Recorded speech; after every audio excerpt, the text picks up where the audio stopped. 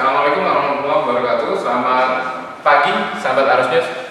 Alhamdulillah, kita pagi ini sudah bisa bersilaturahmi di SMA Pasundan 2, tepatnya di Jalan Ciamplas nomor 167 Kota Bandung.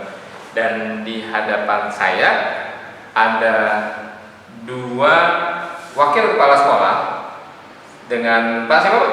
Saya dengan Adi Pak. Adi siapa Pak? Adi Kito. Adi Kito. Beliau selaku Humas dari SMA Pasundan 2, dan di sebelah beliau adalah Saya Sarwo Sumiti selaku bagian kurikulum. Baik sahabat Arus, kita akan bincang-bincang sedikit. Pak Adi Kito. Iya.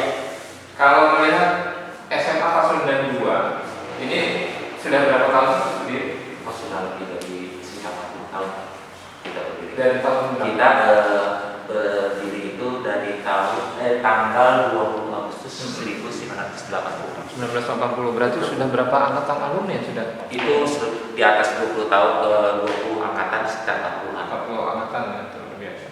40 angkatan sahabat Arus yang cukup senior ternyata SMA Pasundan 2 di Kota Bandung ini. Iya. Lalu yang nggak kalah pentingnya, ada berapa penjurusan di SMA ini saat ini? Saat ini di SMA Pasundan 2 untuk penjurusan kita ada 2 jurusan, yaitu jurusan IPA dan IPS. Oke. Dari berapa siswa sekarang ini Pak? Saat ini itu siswa kita sekitar 750-an. 700 Ya, dari kelas 1, kelas 10, 11, 12. Oke. Sahabat Arusnya, di hadapan kita ada bidang kurikulumnya. Kita akan tanya Pak Sarwo, untuk kurikulum menghadapi era pandemik ini Pak, apa yang disiasati oleh bidang kurikulum agar siswa dalam PJJ pembelajaran jarak jauh ini bisa enjoy, bisa masuk, lalu bisa sederhana, baik ke gurunya, tekniknya maupun ke siswanya. Seperti apa Pak? Oke, terima kasih. Assalamualaikum warahmatullahi wabarakatuh. Saya Sarwo Sumiti, bagian kurikulum dari SMA Pasundan 2 Kota Bandung ini.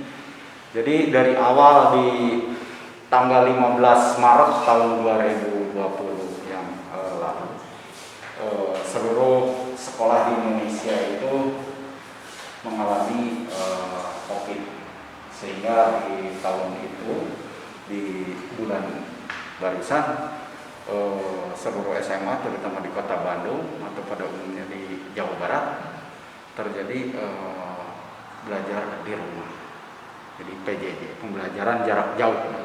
Maka dari itu tidak mudah sebetulnya bagi semua, mungkin bukan dari SMA Pasundan 2 saja, dari semua. Jadi yang bertanggung jawab untuk menyikapi masa pandemik ini yaitu satu dari pihak negara, yang kedua dari pihak masyarakat, dalam artian masyarakat adalah orang tua siswa, yang ketiga baru dari kami pihak lembaga pendidikan.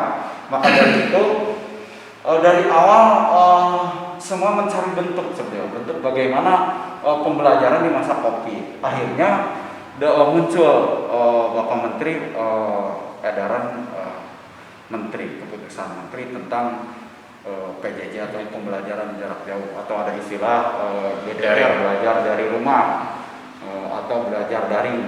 Nah, tapi tidak mulus juga, di tengah-tengah perjalanan banyak persoalan-persoalan yang muncul. Tapi alhamdulillah di SMA Pasundan 2 walaupun permasalahan-permasalahan muncul disikapi, karena pada prinsipnya Bapak Menteri juga menganjurkan, menghimbau prinsipnya di masa COVID ini tidak ada tekanan secara fisik atau secara psikologi kepada peserta didik. Akhirnya SMA Pasundan 2 juga yang dinaungi oleh Paguyuban Pasundan, di bawahnya ada YPDM Pasundan, sangat linear keputusannya. Maka dari itu khusus SMA Pasundan 2 untuk menyikapi masa COVID ini, satunya adalah memberi fleksibilitas layanan kepada siswa. Tapi di sini titik beratnya adalah komunikasi. Jadi semuanya bertanggung jawab. Orang tua siswa mengawal di rumah pembelajaran mereka secara mandiri, tapi di pihak sekolah juga tidak terlalu kaku. Jadi misalnya pada saat memberi tugas atau ada tagihan-tagihan siswa, disesuaikan tagihan-tagihan atau tugas-tugas itu disesuaikan dengan keberadaan siswa yang bersangkutan. Bisa jadi dalam misalnya mata pelajaran yang ada praktik, mereka praktik itu disesuaikan dengan misalnya kalau membutuhkan alat dan bahan yang mudah didapat di rumah atau di sekitarnya.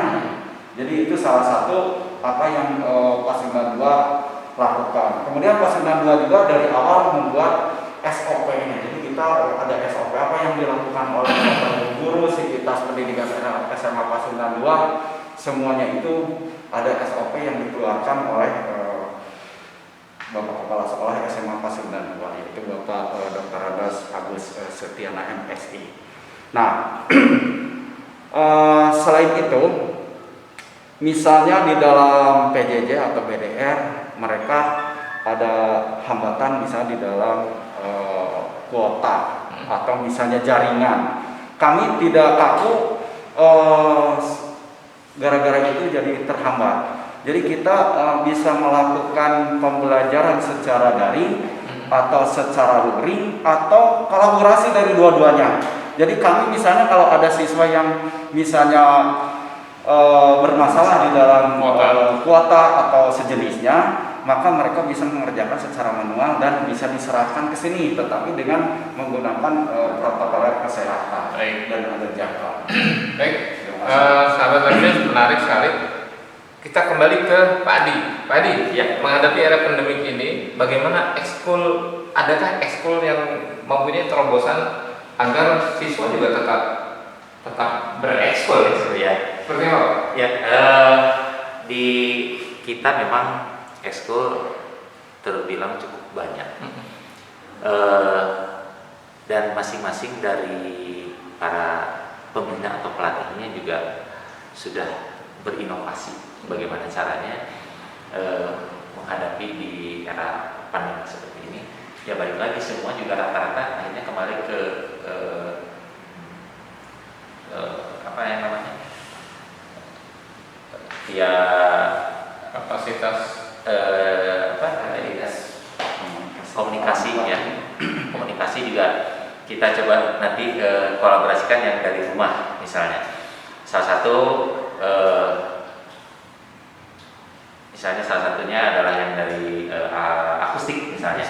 Jadi masing-masing silakan menginginkan alat musiknya, nanti kita berkolaborasikan jadikan satu seperti itu.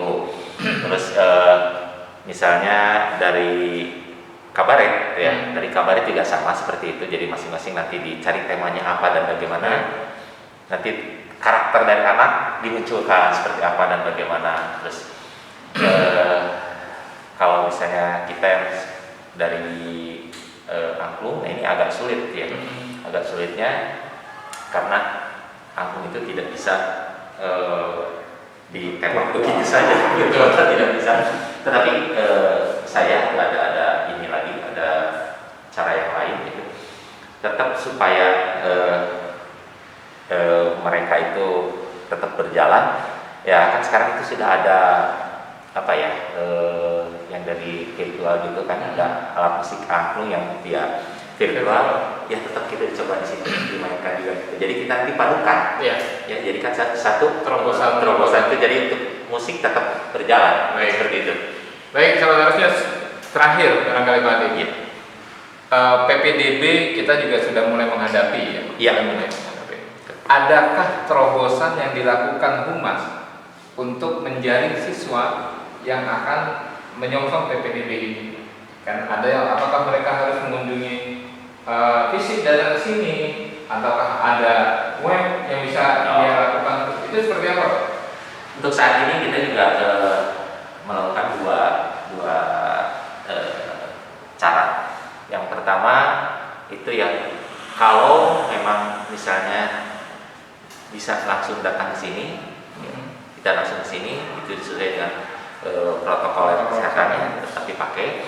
Tapi sekarang kita lebih banyak ke sistem informasi dari era digitalisasi. Jadi bisa langsung mengakses di web. Di web ya. Boleh bantu disebut Pak di web halaman halaman webnya nanti di Pasundan 2 saja. Di Pasundan 2 juga sudah. Oke. Pasundan 2. Jadi kita lebih dipermudah lagi. Jadi nanti untuk pendaftaran, terus mau bertanya segala macam kita nanti langsung dilayani di situ. Jadi lebih simpel sebetulnya. Cuma mungkin kalau yang datang ke sini biasanya itu yang dari luar kota. Lalu harapan ke depan Pak untuk leading sektor pendidikan khususnya di SMA Pasundan 2 pasca COVID, semoga Allah mensegerakan pandemi ini. Amin. Seperti apa?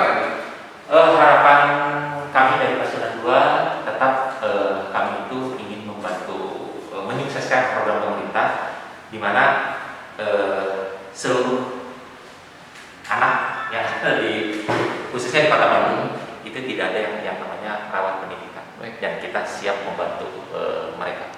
Oke. Jadi tidak mau ada yang sampai tidak ada yang Tidak sekolah. Seperti itu. Baik, sahabat Arsnews, inilah penuturan dari dua wakil kepala sekolah bidang humas dan bidang kurikulum. Semoga anak Indonesia, khususnya warga Kota Bandung, tidak ada yang putus sekolah. Semuanya harus melanjutkan sekolah dan SMA Pasundan 2 siap memberikan solusi terbaiknya. Betul. Saya Mugiono melaporkan dari SMA Pasundan 2 Ciamplas, Kota Bandung. Terima kasih. Arus News akurat dan mencerahkan, salam arus